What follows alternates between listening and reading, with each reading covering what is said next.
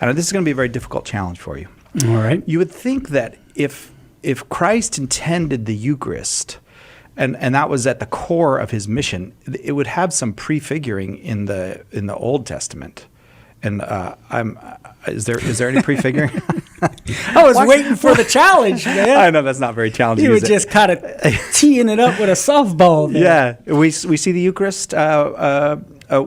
Prefiguring, I guess, is the usual word. Is it prefiguring? Typology, that's a study of types. So what is the type? What is a type?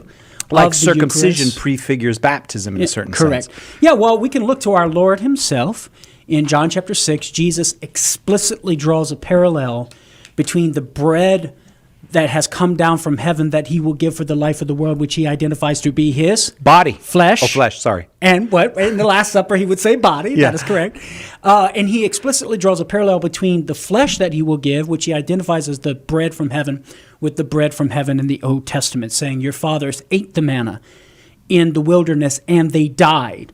But the bread that I shall give for the life of the world, the bread I shall give those who feed upon it, which is his flesh, shall live forever, right? So everlasting life comes with feeding upon the true bread from heaven, namely himself, his flesh. Now, what's interesting about that side, and Catholic Bible scholar Dr. Brant Petrie does a great job at this in the work that he's done on the Eucharist in his book,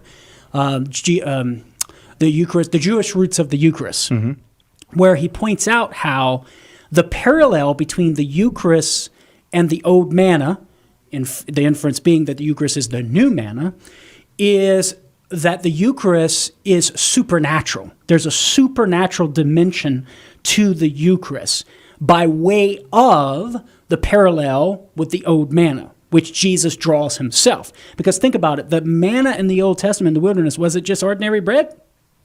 No, it was miraculous, right? Yeah. I mean, it had some miraculous qualities, right? It was appearing in the morning and it would go away at night. And if they tried can't store it up. If they tried to keep any, overnight, it would breed worms and become foul. But on the night before the Sabbath, they were able to keep some and would not breed worms and become foul, because our Lord gave them instructions to not take up the manna on the Sabbath. It would not appear, And then it would be with them for 40 years and then cease to exist when they get into the promised land. So the old manna had miraculous qualities to it. Now, Jesus draws an explicit parallel between that old manna and the true bread that he will give, his flesh, which he identifies to be the Eucharist at the Last Supper. So the Eucharist is the new manna. Well, if the old manna was supernatural and miraculous, how much more would there need to be a miraculous dimension to the new manna, namely the Eucharist? Or to state it differently, if the Eucharist were merely a symbol, well then the old manna would be superior to the new manna.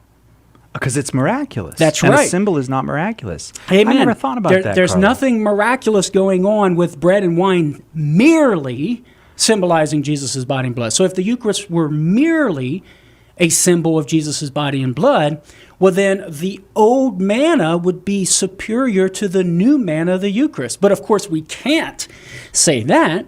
And so therefore the conclusion is that the Eucharist is not merely, and I emphasize that word, a symbol of the Lord's body and blood. And I emphasize merely because we as Catholics recognize that the Eucharist does have symbolic value to it. That's why we call it a sacrament. Without any sort of signification or sign value, it would not be a sacrament. So it has sign value.